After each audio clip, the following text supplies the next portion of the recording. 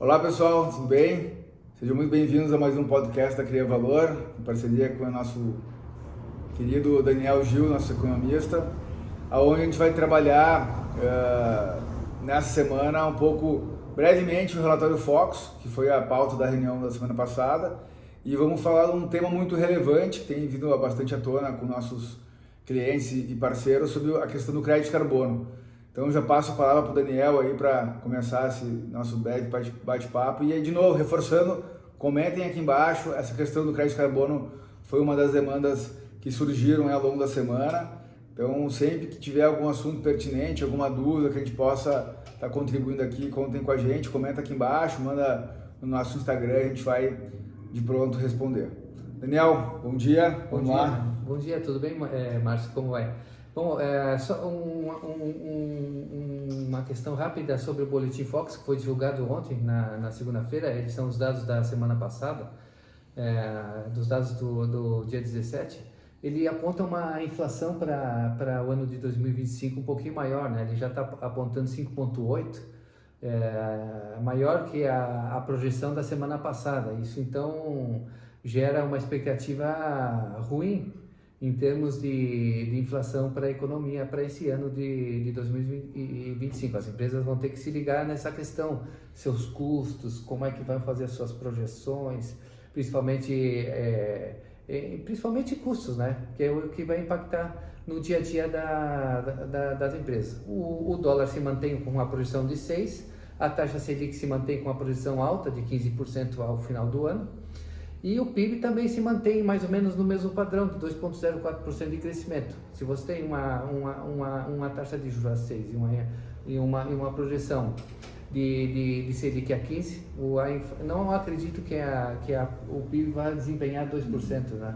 É muito difícil. Então, esses foram os dados, digamos, uma pílula, uma observação só do que foi feito, divulgado pelo Banco Central em relação ao Boletim Focus. No meu boletim, que eu divulguei ontem, eu procurei abordar, Márcio, a questão do crédito de carbono, por uma questão muito simples. A gente, digamos, eu acho que é visível a questão do aquecimento global, e uma questão que vem me chamando a atenção, que o ano de 2024, muitos países passaram a regulamentar a emissão dos créditos de carbono, implantaram legislações específicas. Foi o caso do Brasil. O Brasil foi um. Então, até então, por exemplo, o Brasil não tinha uma lei específica de regulamentação e vinha fazendo, então, a emissão de crédito de carbono por um mercado paralelo. Agora existe uma especificação.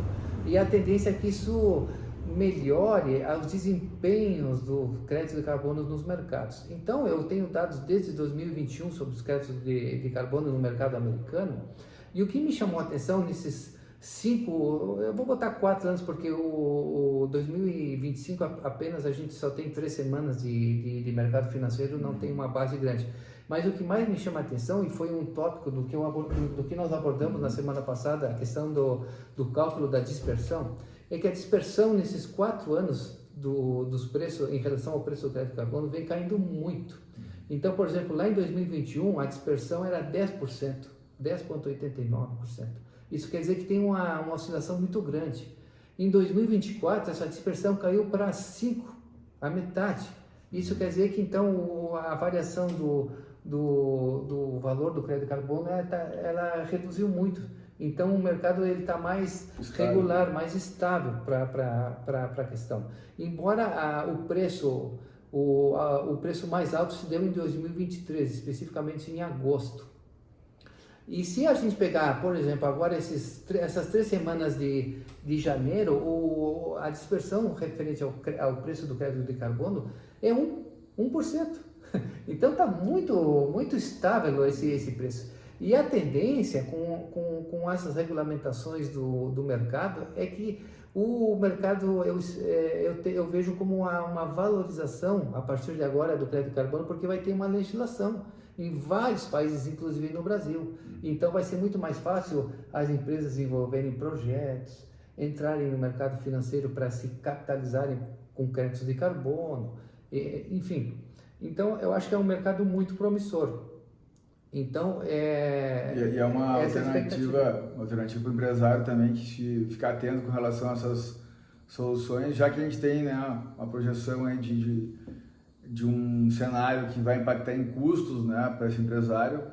Soluções na linha de crédito de carbono pode ser uma solução que vai contribuir para a questão dos gastos, dos custos, né? Sim, é uma maneira dele se capitalizar, né? Também. Ele vai comprar créditos, então ele vai investir em créditos, vai ter um recurso que ele lá na frente vai poder vender, comercializar esses créditos de carbono e vai ter um retorno financeiro muito bom. Então é uma alternativa muito boa que está se abrindo ao mercado. Todo esse mercado verde, que é uma novidade no Brasil, e vai se desenvolver muito, eu acredito. E isso é um exemplo, né? E mexe toda uma cadeia, né? Desde o agrônomo lá, que vai montar o projeto técnico, aos advogados que vão criar, né, os documentos formais para estabelecer essas relações. Nós aqui, né, analistas e consultores na área da gestão, para tornar esses negócios também viáveis, né? E criar processos e rotinas que vão garantir esses resultados projetados, né? Exatamente. Inclusive aqui no nosso mercado da B3 existe um título específico da B3 que comercializa esses créditos de carbono. E sobre o outro tópico que eu abordei no boletim, no meu boletim ontem, que eu divulguei, foi o desempenho. Então, como na semana passada nós conversamos sobre o comércio, aqui ontem eu já tinha os dados do desempenho da indústria e do serviço em novembro. Então, novamente, a gente teve, por exemplo, o volume de serviços foi negativo em 0,09 em relação ao mês anterior, a outubro, né? E nos 12 meses esse desempenho foi 2,9% em termos geral, isso quer dizer Brasil. Negativo? Não, positivo, 2,9%. Negativo foi no Rio Grande do Sul. Essa área de prestação de serviço, por exemplo, os indicadores do volume de serviços no Rio Grande do Sul, nos 12 meses, foi 6,8% negativo. No ano foi 7,20%, né? Até de janeiro a novembro. Então, isso reflete também as condições que o Estado teve problemas de enchente, ainda não se recuperou, faltam investimentos na área de logística, muita estrada ainda não voltou, então tem várias questões. E se a gente olhar, por exemplo, tem muitos setores que tiveram desempenho negativo, serviços administrativos, serviços técnicos profissionais, serviços prestados à família foi positivo, enfim. Então tem várias questões a serem avaliadas que a gente pode ajudar dependendo a categoria que o teu cliente, se enquadre, né? Sim. Na indústria, por exemplo, a gente tem os dados do Brasil foi negativo em relação ao mês anterior, a outubro, foi menos 0,6. Nos 12 meses, a indústria no Brasil teve um desempenho positivo de 3%. E no Rio Grande do Sul foram dados negativos, tanto nos 12 meses quanto a produção mensal, 0,8% em relação ao mês anterior, e nos 12 meses se deu 0,4% negativo. Então isso impacta, isso reflete, né, todo o desempenho das empresas e a dificuldade com a conjuntura econômica, né, com o dólar alto, a inflação alta, o consumo se deu muito na área de varejo, muitos investimentos ainda que as empresas fizeram não se reverteram, né, em termos de produtividade, né, tanto aqui o desempenho é negativo. Então, basicamente, Márcio, essas foram as informações que eu procurei detalhar no meu boletim desta semana e já está disponível lá no meu site, né? O Márcio também já tem essas informações. Eu vou deixar o link aqui embaixo do site do Daniel. A gente tem não só esse boletim, mas todo o histórico de boletins que o Daniel fez. Então fica um arcabouço de informações bem relevantes. E reforçando tudo isso que a gente está conversando aqui, a gente pode, né, conversar focado por um tema específico, que seja da sua demanda, né, do seu setor, do seu negócio. Né? Há pouco a gente estava conversando sobre um cliente aí no mercado calçadista que veio conversar conosco para rever algumas questões, que ele veio conversar com a gente, tinha uma linha de raciocínio, a gente trouxe dados, fatos e dados, né, números, que ele teve que repensar o negócio dele, porque em determinado contexto que ele estava projetando uma realidade que, ao nosso ver, precisaria de alguns ajustes. Então, nessa percepção, nesse auxílio, né, nesse processo de criação de valor, a gente contribui bastante. Não só validando o planejamento, mas também confrontando esse planejamento com a realidade do mercado. Né? Exatamente. Ele era um setor da indústria calçadista, né? Até eu tenho aqui os dados que eu passei para eles, são um desempenho no Rio Grande do Sul especificamente são negativos, né? Que eu mostrei para ele ontem. Por exemplo, a indústria deu 0,22% positivo, né? E no mês de novembro deu 0,03%. Isso não chegou a 1%. Em termos da indústria especificamente que ele atua, no Brasil, o mês de novembro que eu passei para ele deu menos 0,1%. E no ano deu 0,06%. Então, ele vai investir nesse segmento. Ele tem que estar muito bem com o setor mapeado, ter um produto muito bom, no sentido de que ele possa fazer frente a esses desafios que é o mercado. O mercado dele é desafiador, né? Por exemplo, o setor calçadista é muito exportador, mas a Argentina, embora com o dólar a 6 é viável fazer exportação, mas um dos maiores mercados que compra sapatos do Brasil é o argentino. E o argentino está comprando com a dificuldade que tem esse país em termos conjunturais, né? Enfim, isso são todos detalhes que a gente, com informações, pode auxiliar as empresas. Eu procuro sempre, Márcio, nos meus boletins, pegar os dados de mercado e do mercado financeiro e dar um enfoque para a gestão, diferente de um enfoque do mercado financeiro. Como é que esses dados repercutem para o gestor da empresa, para o seu negócio? Como é que ele pode estabelecer essa visão da empresa dele frente a essas dificuldades ou os desafios que os mercados oferecem em termos de conjuntura econômica, do mercado internacional que está acontecendo, com a projeção do dólar, quais impactos para a sua empresa são positivos, são impactos negativos, e essas são o enfoque que a gente faz no meu boletim que eu faço semanal. A gente percebe muito isso, o mercado financeiro está focado no número, né? Focado na última linha lá, na performance, né? E a gente sabe que essa visão sistêmica, né? Essa visão para ajudar o empreendedor, o empresário a tomar a decisão é fundamental, né? E isso vai impactar na parte financeira.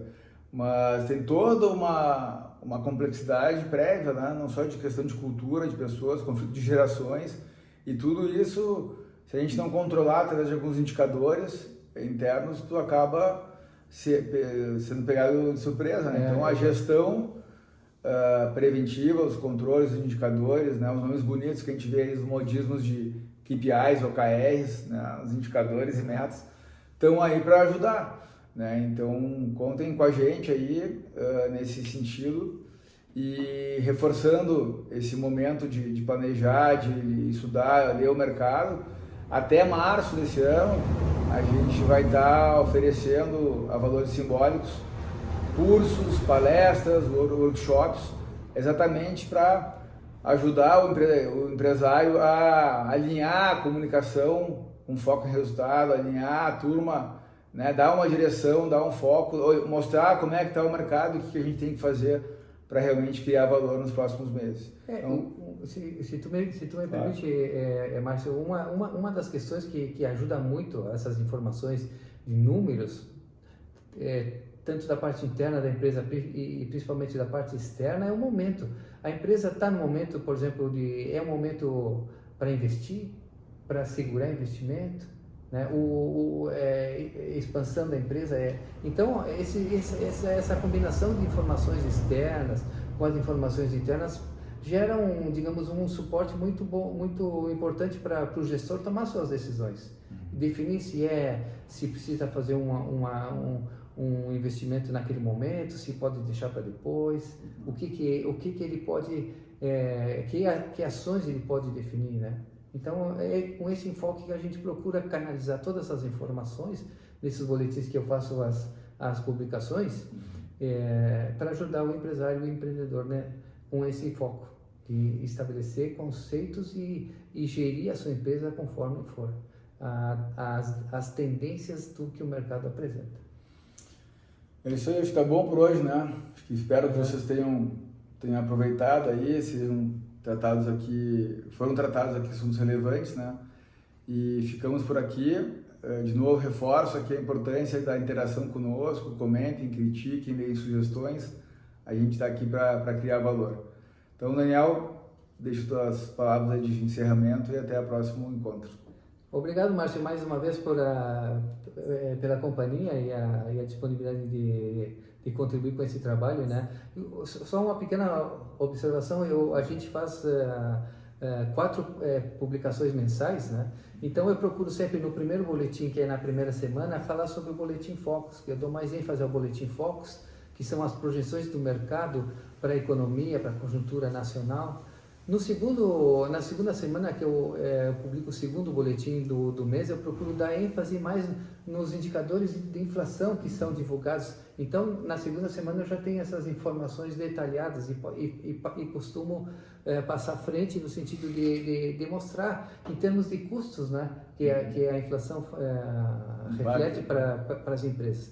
E no terceiro boletim eu procuro falar sobre o desempenho da empresa, porque o IBGE já divulgou esses dados na terceira semana. Então a gente tem o desempenho do comércio, da indústria, dos serviços, tanto em geral, que é o Brasil, quanto regional no Rio Grande do Sul. Ou se você tiver interesse em algum outro estado, a gente tem essas informações de todos os estados do Brasil. E no quarto e último boletim mensal que a gente faz, que é no último semana do mês, eu procuro dar ênfase ao desempenho do mercado financeiro. E aí a gente traz algumas ações, desempenho da B3, desempenho do Dow Jones, das bolsas mundo afora, e o que isso reflete para as empresas em termos porque são recursos, são investimentos que as empresas fizeram, né, no mercado de capitais, e dá uma certa sustentabilidade de recursos. E aí a gente tem então ao longo do mês uma distribuição bem eclética, de temas relevantes, né? E que contribuem bastante para as empresas. E aí fico à disposição. Muito bom, bem lembrado essa cadência de temas ao longo do mês, então fiquem atentos aí e até a próxima. Ok, até a próxima, um abraço, até semana que vem.